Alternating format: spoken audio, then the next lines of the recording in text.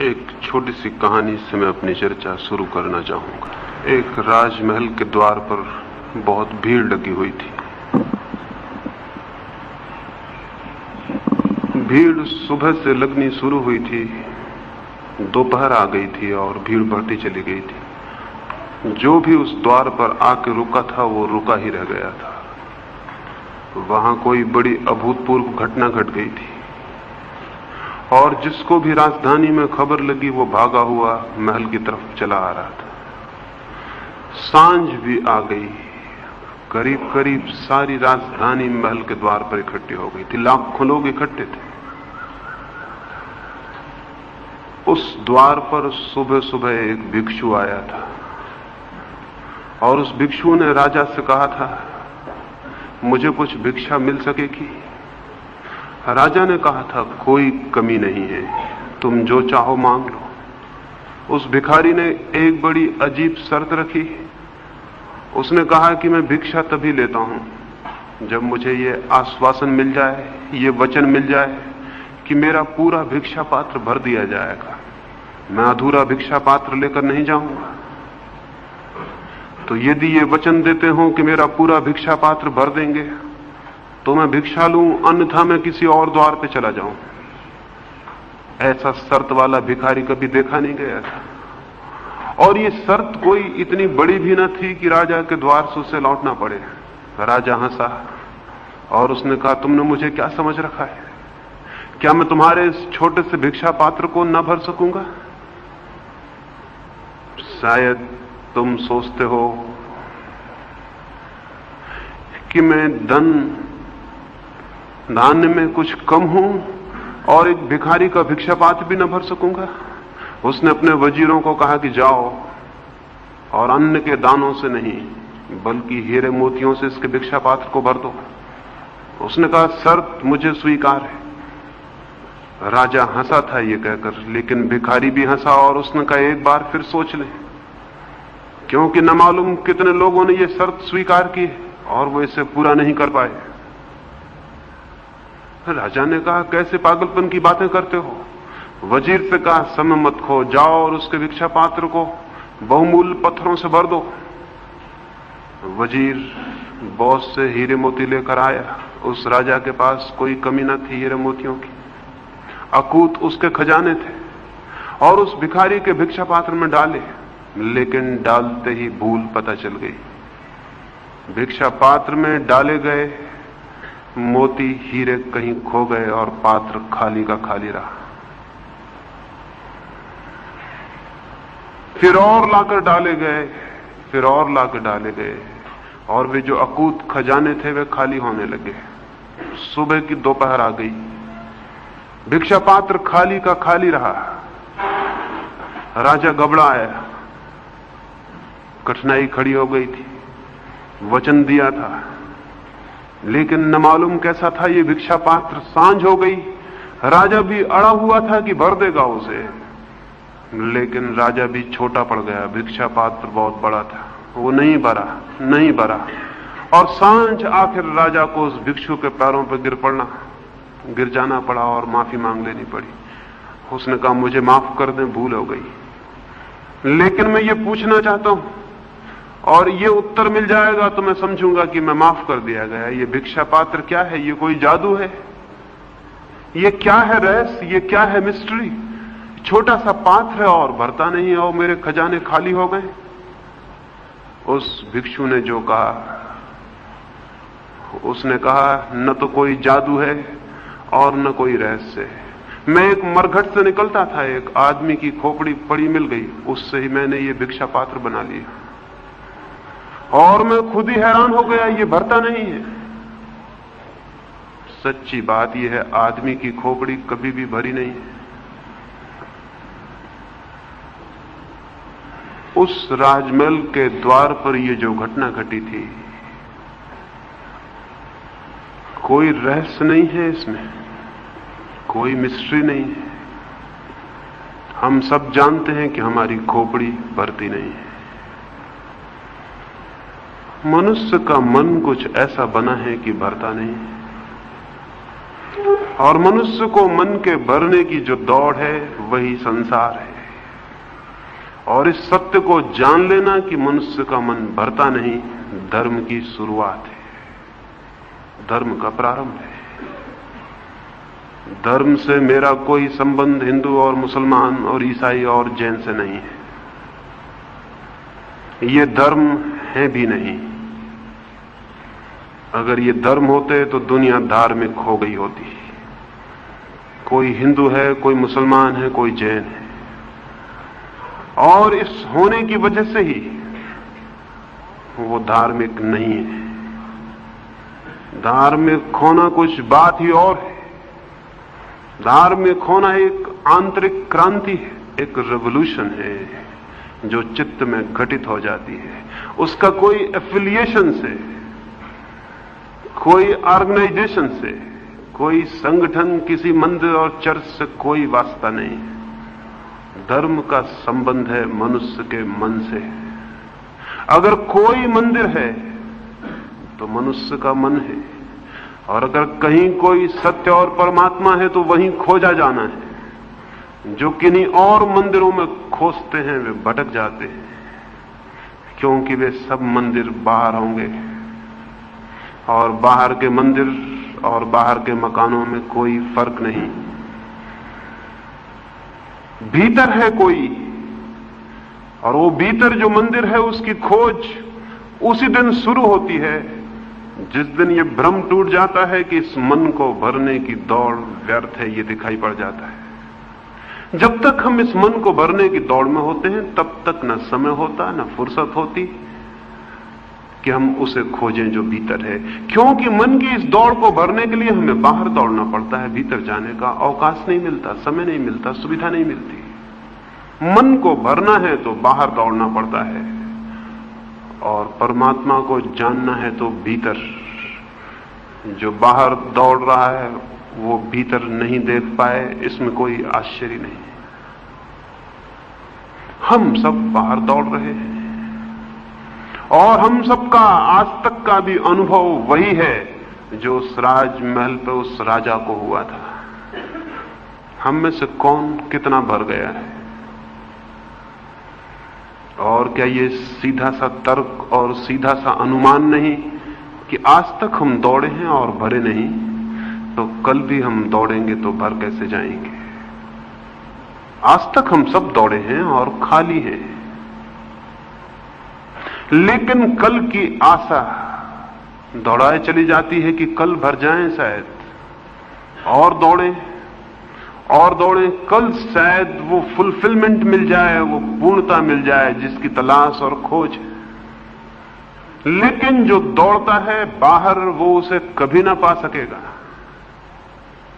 शायद मनुष्य के निर्माण के समय ही कोई बात हो गई जिसकी वजह से ये नहीं हो सकता। मैंने एक बड़ी काल्पनिक कथा सुनी है। मैंने सुना है कि परमात्मा ने आदमी को बनाया, और ये आपको पता है, आदमी को बनाने के बाद उसने फिर कुछ भी नहीं बनाया। आदमी को बना के वो घबरा गया होगा, और उसने बनाने का अपना सारा काम बंद कर दिया होगा,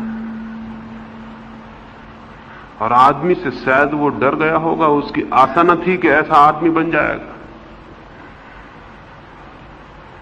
और शायद पुरानी कथा है, वो इतना डर गया अपने ही बनाए हुए आदमी से कि उसने देवताओं से पूछा कि आज नहीं कल ये आदमी मुझे परेशान करने लगेगा,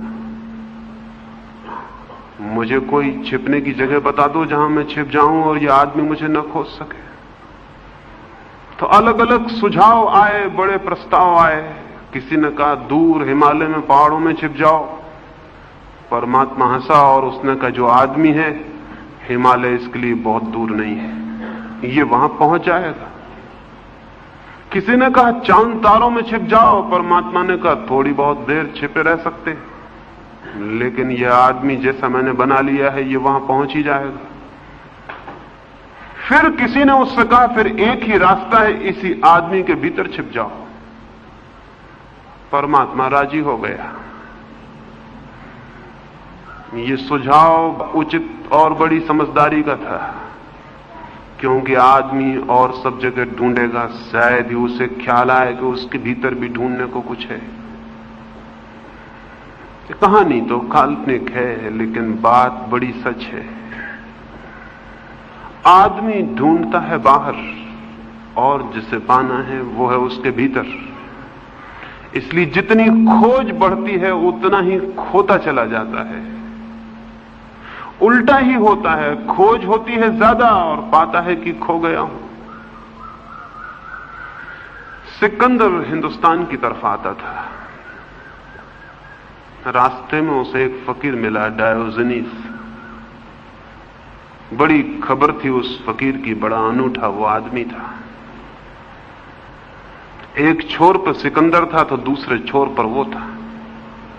सिकंदर ने राह से चलते वक्त सोचा कि मिलता चलूं डायोजनीस को भी, बड़ी खबर सुनी है इस आदमी की। नंग धड़ंग नंगा ही वो रहता था, एक छोटे से टीन के पोंगरे में पड़ा रहता था। टीन का एक गोल पोंगरा था, उसे धक्के दे के किसी भी दूसरे गांव में ले जाना आसान था। वो उसमें ही सोता, उसमें ही रहता। वो दोनों तरफ से खुला था, कोई द्वार दरवाजे न थे। सिकंदर ने खबर भेजी, खबर पहुंचाई कि जाके कह दो कि महान सिकंदर मिलने आता है। डायोजनीस अपने उस पोंगरे के बाहर सुबह की धूप लेता था, सर्दी के दिन थे। वो हंसने लगा और उसने कहा, जाओ कह देना सिकंदर को, जो खुद को महान समझता है उससे छोटा दूसरा आदमी नहीं।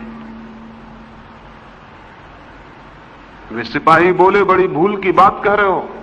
इसका एक ही नतीजा हो सकता है कि गर्दन तुम्हारे सिर से अलग कर दी जाए। डायोजनीस ने कहा, जाओ और कह देना। बड़ी कठिन है ये बात, क्योंकि जिस गर्दन को मेरी कोई अलग कर सकता है उसे बहुत देर पहले मैं खुद ही अलग कर चुका हूं।